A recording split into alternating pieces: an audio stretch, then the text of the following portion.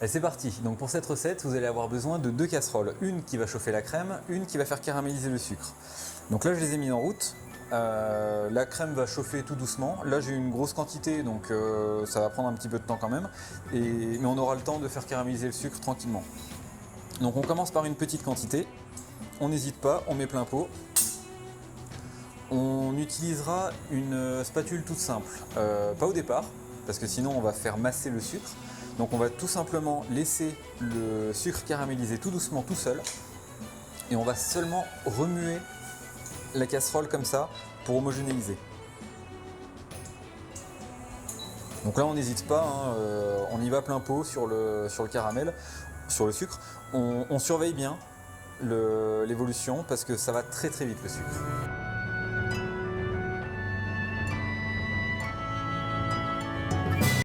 Il faut bien surveiller sur les parois. Alors vous pouvez prendre un pinceau que vous trempez dans l'eau chaude et puis vous allez vraiment passer autour comme ça. Ça va permettre d'éviter de mettre des morceaux de sucre qui vont s'agglutiner sur le bord. C'est pas une nécessité. Vous faites ça à la maison tranquillement, voilà, il n'y a pas besoin. Là on voit que dans le fond ça commence tout doucement à caraméliser, vous voyez.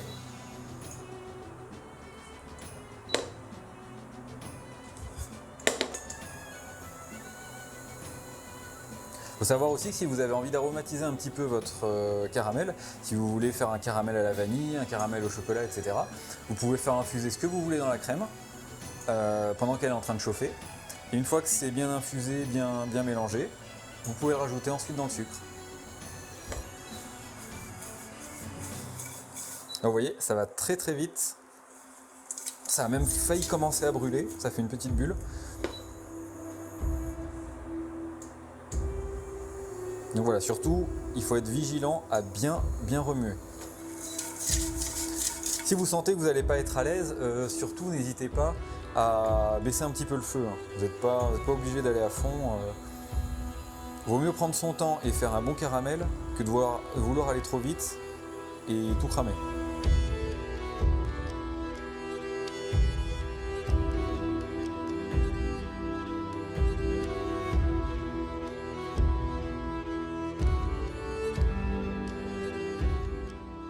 On peut commencer un petit peu à rajouter.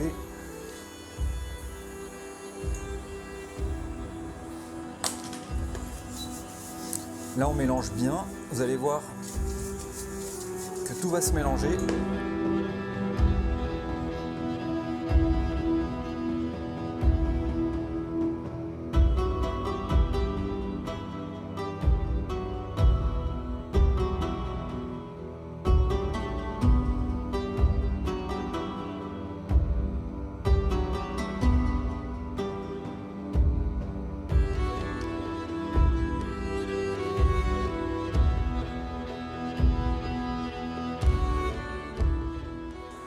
Souvent, ce qui est mis en avant pour faire un bon caramel, c'est d'avoir des casseroles en cuivre.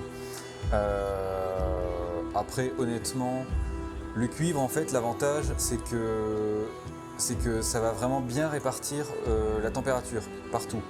Mais je vous assure qu'avec une casserole comme ça, là, vous avez de la température bien chaude, au moins jusqu'à la moitié de la casserole. Donc bon, c'est pas...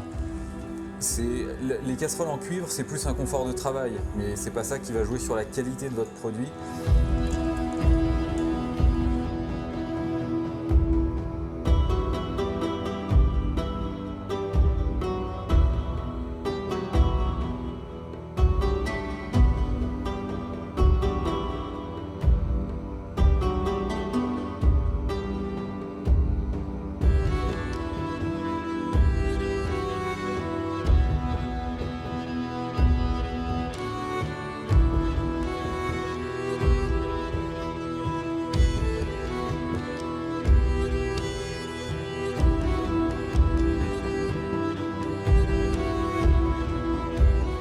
Et une fois que vous atteignez ce stade, s'il vous reste du caramel à rajouter, du sucre pardon, il ne faut pas hésiter à en mettre un petit peu. Ensuite vous mélangez pour bien l'incorporer.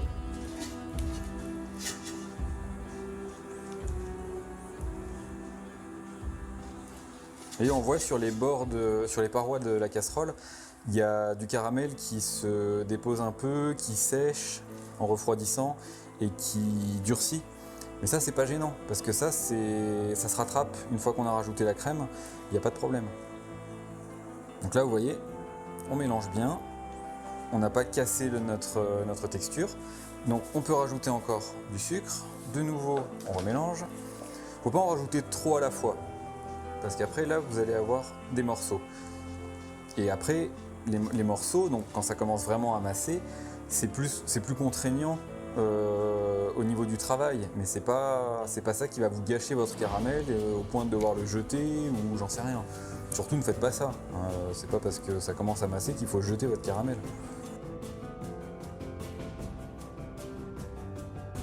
Donc on mélange bien.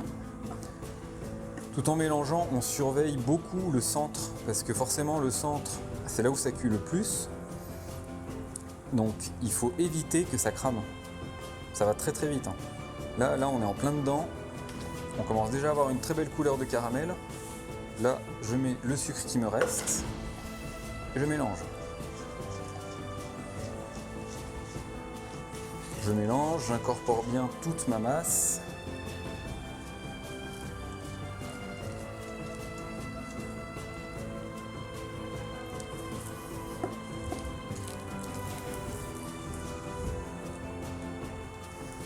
Suivant les quantités que vous faites, n'hésitez pas, avant de démarrer, de toute façon ce sera dans la description, à utiliser une louche pour pouvoir prendre la crème qui est dans votre casserole d'à côté et pouvoir incorporer petit à petit. Parce que si vous avez une énorme casserole avec votre crème et que vous voulez simplement en mettre un petit peu, là ça va être compliqué, vous risquez d'en mettre trop, vous risquez d'en mettre à côté, de faire déborder.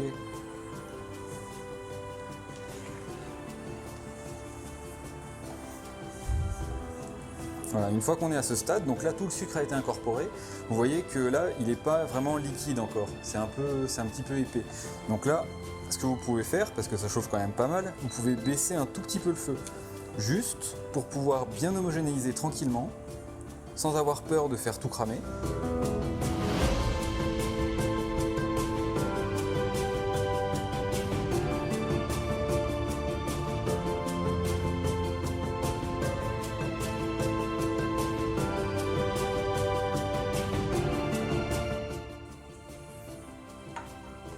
Donc là, ce que je vais faire, c'est que je rajoute mon thermomètre à sucre, qui veut bien se mettre, voilà. Hop. Et là, je vais commencer à incorporer tout doucement ma crème.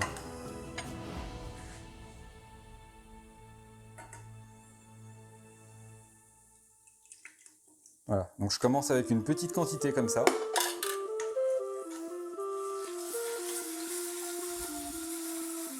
Juste pour pouvoir un petit peu l'incorporer sans figer ma masse. Évidemment, là du coup, ça fume, donc on voit plus rien. Je vais décaler un petit peu la casserole.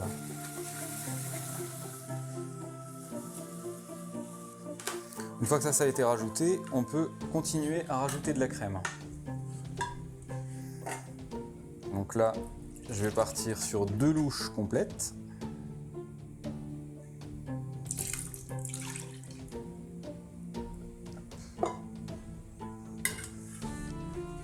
Et de nouveau, on mélange.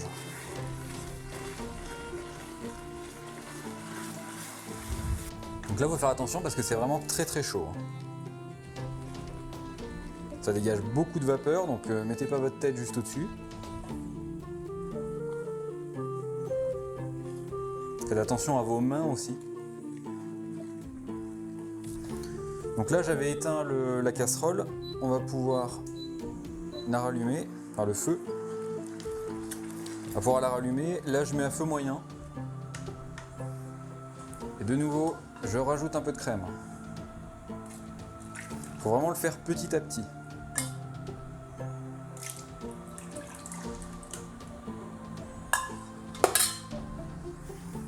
En faisant ça, il ne faut pas hésiter à racler les bords, là où le caramel s'est accumulé un petit peu. Pensez vraiment à prendre une casserole à bord haut, ça évitera de prendre des éclaboussures de partout. Voilà, une fois qu'on en est à ce stade, on va pouvoir rajouter tout le caramel qui reste.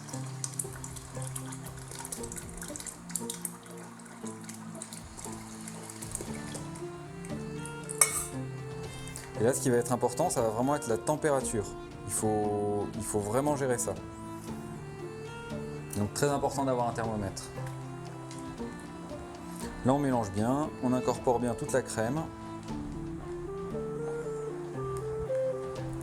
Alors, pour contrôler la température de votre caramel, dans l'idéal, il faut prendre un thermomètre à sucre comme j'ai pris ici. Tout le monde n'a pas ça. Si vous avez un petit thermomètre de ce style, alors je sais que tout le monde n'a pas ça non plus, mais un petit thermomètre comme ça peut faire le travail. Il faut juste faire attention suivant les quantités que vous faites en fait. Si c'est une petite quantité dans une petite casserole, c'est très bien. Moi dans une casserole comme ça, c'est plus compliqué. Donc là voilà, vous voyez, on a un caramel qui est très très liquide là. Le but de le monter en température, ça va être de faire évaporer l'eau jusqu'à un certain point. Là, on va faire monter l'ensemble du mélange un petit peu aux alentours de 106-107 degrés.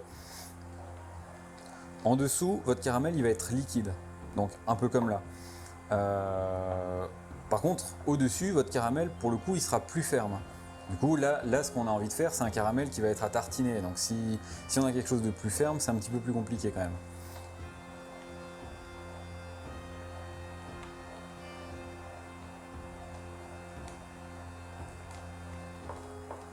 Ah, vous voyez qu'il a une belle couleur. Sur la vidéo, là je vois le retour. C'est très lumineux, donc il est très clair. Mais en vrai, il n'est pas si clair que ça. Là, vous voyez sur la spatule, j'ai encore des petits morceaux, mais ça va fondre tout doucement, tranquillement. Pas de souci.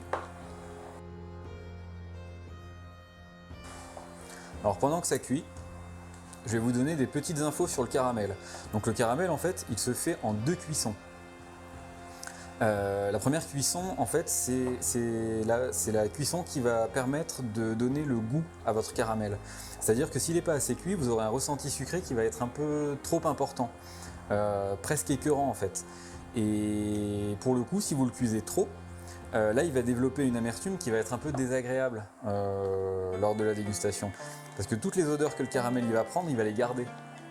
Donc si vous faites brûler votre sucre au début, le mieux c'est quand même de le mettre de côté et de recommencer. Donc ça c'est la première cuisson. Donc en fait il va falloir trouver un juste milieu entre pas assez cuit ou trop cuit. Et ce juste milieu, il va surtout dépendre de vos goûts en fait. On a quand même à titre indicatif des températures. Idéalement, il faudrait atteindre les 185 degrés pour la première cuisson. C'est un bon compromis entre trop cuit et pas assez cuit. En fait, l'idée, c'est vraiment déjà de vous fier à votre odorat. Et il ne faut pas ressentir le cramé. Si vous commencez, que ça commence tout doucement à sentir le brûlé, il faut tout de suite arrêter. Et dans l'idéal, il faut s'arrêter avant que ça brûle. Et la deuxième cuisson, du coup, cette fois c'est avec la crème. Elle va déterminer la texture de votre caramel. Donc liquide, onctueux, mou, ferme, croquant, peu importe. Donc je vais vous donner un petit peu des températures comme ça. Alors là, pour le coup, on n'est pas vraiment dans de l'indicatif. On est sur des températures quand même qui se vérifient. Pour un caramel qui sera plutôt onctueux, il faut être entre 105 et 108 degrés. Pour un caramel qui est mou, donc que vous pourrez couper et puis un peu comment dire, alors à la fois qu'il se tienne, donc qu'il ne soit pas tout dégoulinant, mais à la fois quand vous allez le manger, il va être un peu filant.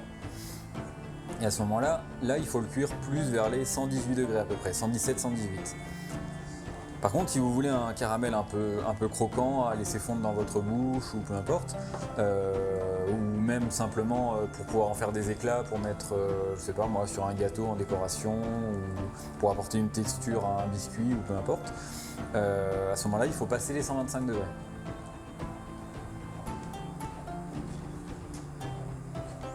Donc là, c'est très très important de contrôler la température. On est à peine à 98 degrés pour l'instant. Donc on a un petit peu de marge encore.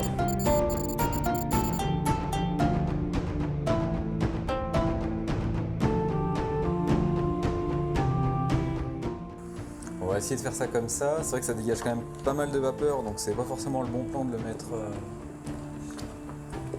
la caméra aussi proche. Enfin, elle est pas si proche en vrai, mais...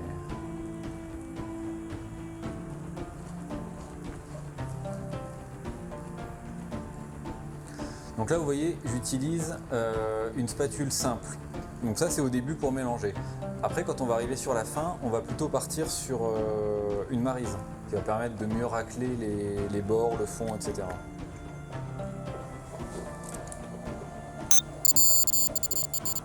Là, on commence doucement à passer les 100. Bon, on voit plus grand chose.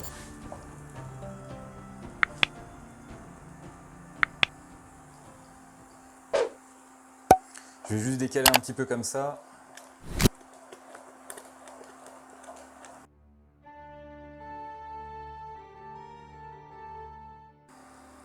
Là, vous voyez, d'un côté, le caramel a complètement fondu. De l'autre, il reste un tout petit morceau qui va terminer de fondre. Donc là, on surveille toujours la température. Là, on a dépassé les 100 degrés. On est vers les 101, 102. Donc on va continuer.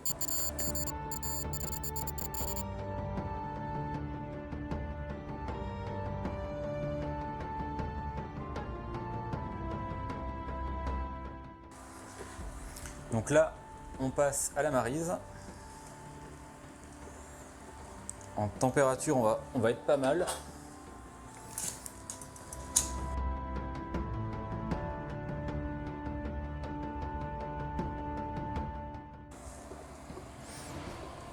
Voilà, donc là on arrive à 105 degrés. 105 degrés, je coupe mon feu. Pourquoi je le coupe à 105? Parce que du coup, là, le caramel, il continue à cuire dans la casserole. Donc, je continue de mélanger un petit peu pour avoir quelque chose de vraiment homogène. Au niveau de la température, on arrive quasiment à 106.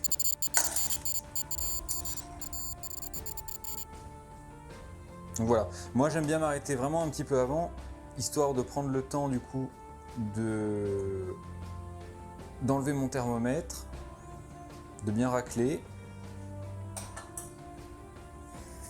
et de remélanger un coup à l'intérieur.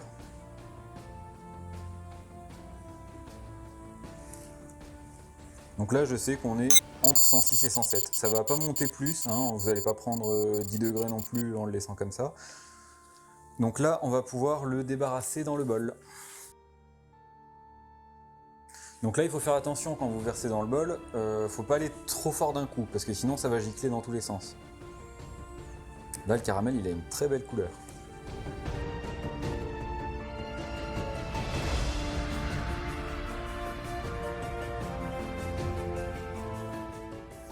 Là vous voyez le caramel il a une très belle couleur. Faites attention, il est encore très chaud.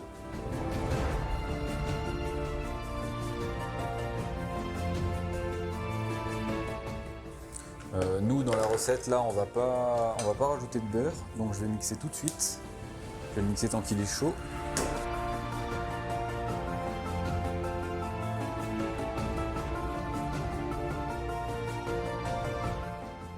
Voilà, donc faut pas s'inquiéter pour les bulles, hein. Ça va partir.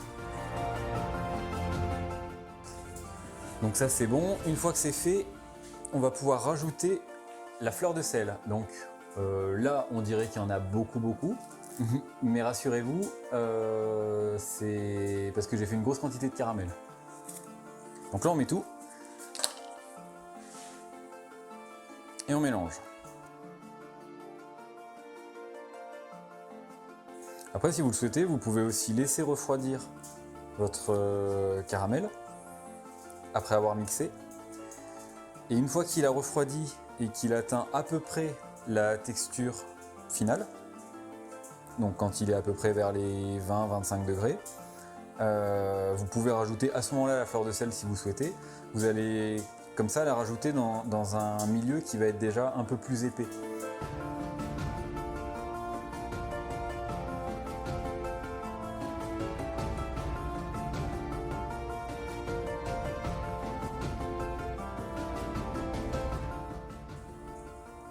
Voilà, donc là c'est bien mélangé. Et là vous allez pouvoir donc remplir vos pots de caramel.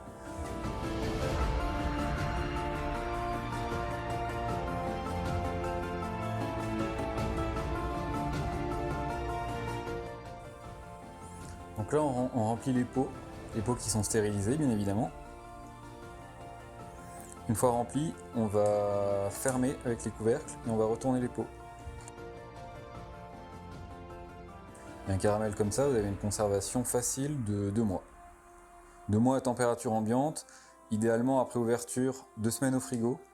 Après voilà, c'est à vous de voir.